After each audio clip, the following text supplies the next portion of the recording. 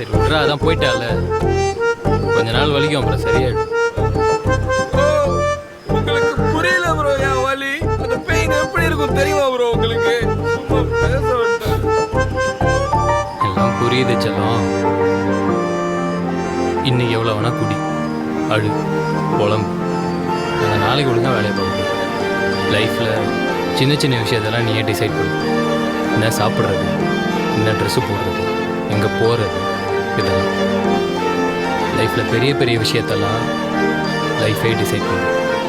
ஃப்ரீயாக பட்டிருக்கேன், சொல்கிறேன்.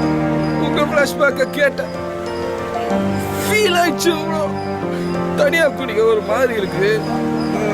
உங்களுக்கும் சோகம், எனக்கும் சோகம். சோகத்தை ஷேர் பண்ணிக்கலாமா ப்ரோ?